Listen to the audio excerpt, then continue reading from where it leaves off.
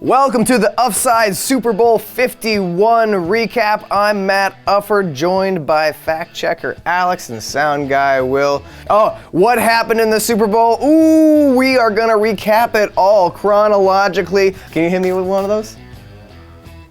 Oh!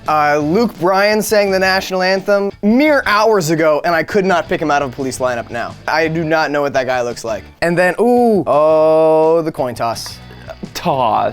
Former President George Bush, who is a Houston icon, am I right? Legend, yeah. Houston legend. That was the longest wheelchair push I've ever seen. Were those tires, like those little wheelchair wheels, not meant for grass?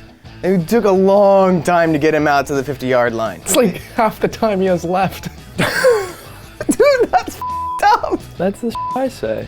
Game started, first quarter, both teams came out, some good plays, but then stalling out around midfield. And it wasn't really until the second quarter where we got treated to a LeGarrette Blount fumble.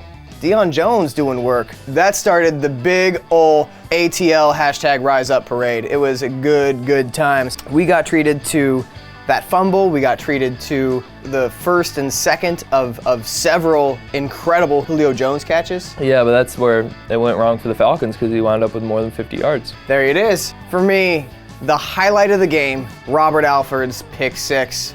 And it wasn't just a pick six because you also had Tom Brady diving hopelessly. Never had a chance, but you still had that gangly 6'4", 39-year-old man making a hopeless, pitiful swipe at his legs as he flew by. And all the memes. Look how good this cutout is. I was like Google searching coffins to put him in. And now what? A beach? Now I gotta put him lying down on a beach with Giselle? Doing his best George Bush impression. I was gonna say life alert, but same. We go into halftime. Lady Gaga is on top of NRG Stadium. Jumps off the top of the stadium. Should note she had wires attached to her. Beyonce would have done it without the wires. She wouldn't, but yeah. Beyonce would have gone like 4 months pregnant in the wingsuit down to the stage. Finally, we're maximizing the potential of drone technology, putting lights in the sky. Some good old celestial corporate sponsorship. Yeah. Obama's watching at home being like, oh, lights. Oh, sure, that too, I guess. Drones. They're not just for killing people anymore. How about the guy with the circle keyboard? Oh, that was good. That guy Inside that. Did you guys have any commercials you liked? Tide thinking they pulled a fast one on us. They're like, we got you to think that Terry Bradshaw has a slob with a stain, and then there's a commercial for it. It's like, no, we know he's a slob. Can we talk about how Terry Bradshaw needs to get the stain out of his shirt, but then is watching TV without pants on? I mean, how do you wash a shirt? I was getting all animated about the ghost of Spuds McKenzie, also known as Ghost Dog. Ghost Dog. Voiced by Forrest Whitaker. I said Fozzie Whitaker. No, why would I say Fozzie Whitaker? I'm a dum-dum. You're the man wearing mismatched hat and shirt. I know I'm phenomenal at fashion. That is verbatim something Trump has said. I am phenomenal at fashion. All these fashioneers, they tell me my ties are not supposed to cover my Hit me with another cheese belt. Brady. Oh! Man, those are real dry. Second half also started exciting. Malcolm Butler, he got burnt by Taylor Gabriel. That was maybe the last good thing to happen in the game. Another highlight of the game, Dwight Freeney and Martellus Bennett got their helmets stuck together. Their helmets were locked in Congress, like a dog's boner. Patriots did some other they got a sack fumble, set up an easy score, got a 2-point conversion to get down 28-20. The Falcons bandwagon, it's like rats going off the Titanic at this point. It was 28-3 at 28-20. I had jumped out of the plane and pulled the parachute and I was way out of there. I'll hop back on if they win, but I see where the wind's blowing and I'm just like, oh, look at these guys choking. That must suck to be a fan of Atlanta. Anyway, the game was essentially over. Atlanta drove into field goal range. That was going to put them up by 11, but Matt Ryan got sacked. 3rd and 23. That was like a 53-yarder. Relative chip shot for Matt Bryant to put the game out of reach. Holding Jake Matthews. They did not convert 3rd and 33, did not even get a pass completion. And then down 8. So glad I was not a Falcons fan for this because it was like watching a car wreck in slow motion. And that's what happened watching Julian Edelman's ridiculous, it was a pass deflected. The ball was about to hit the ground, but no, it bounced off of a Falcon's leg and Julian Edelman caught it and it was about to hit the ground and then he double clutched it a second time to get a better grip on it. And then it almost got away again and he slipped his pinky underneath it. An incredible catch. Put him over 70 yards for the game, 5th player ever with over 70 yards in 11 straight games. Anyway, touchdown, they run a 2-point conversion, tied game, 28-3 to 28-28. That's the biggest comeback in Super Bowl history by more than doubling the record for a comeback in the Super Bowl. And it was weird that they ended it as a tie.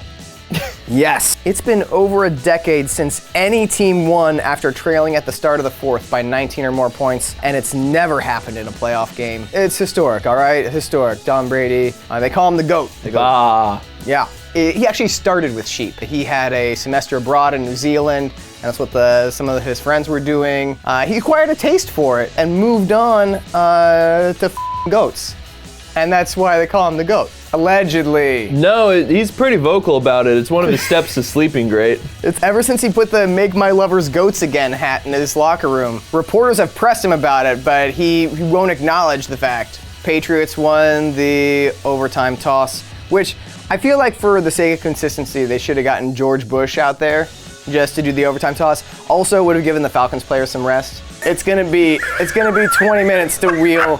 We're gonna have to get Mr. President out of cold storage, back into the wheelchair. And with the way NFL does commercials, they would have cut to commercials twice. Yeah. Just to get them out there. Patriots drove right down the field like it was no big deal. Somebody scored a game-winning touchdown for the Patriots. Post-game, it made it all worth it to hear raucous chorus of boos rain down upon Roger Goodell, who could do nothing but limply say, "That's what NFL football is all about."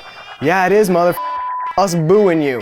That is what it is all about. Everybody in Patriots Nation made such a big deal of like, ooh, it's gonna be so delicious to see like Brady take the trophy from Roger Goodell and like ball tap him. Wouldn't that have been nice though if you're gonna go in for the Roger Goodell handshake, you just give him a really light like, you know, little cup check on Roger Goodell, because that's not enough to even get security in, but it's enough for it to like maybe drop the commissioner to his knees. Well, what the cameras didn't catch was Kraft went hand down pants. Oh, he gave him the stink palm. So yeah, Brady's records coming back from a 25-point deficit in the Super Bowl. That's a record. 400 and however many passing yards. That's a record. 43 completions. 4 Super Bowl MVPs, and also, last record. Most goats.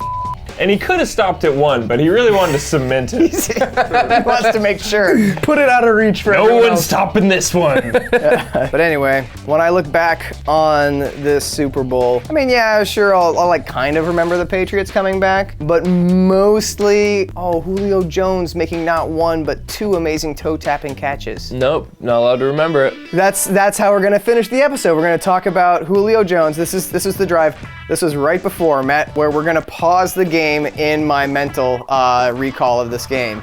Is Julio Jones making that incredible toe-tapping catch, putting the Falcons in field goal range. They can just run the ball into the line the next couple plays, kick a field goal, and the game's over. Mm-hmm. Is it fair to say we don't deserve Julio Jones? I think the Falcons no longer deserve Julio Jones. It's like he's just really trying to impress his divorced parents. Just like, hey, Julio, you don't have to do this. Like, I got another A. we already love you, Julio. You don't. Will this science project get you back together with Dad?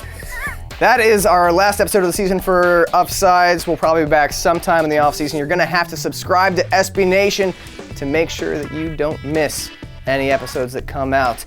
Leave us some comments below, and we'll be around, man. We'll be in the comment section, lurking. Yeah, we'll still come over. We'll still hang out. Like we're not moving that far.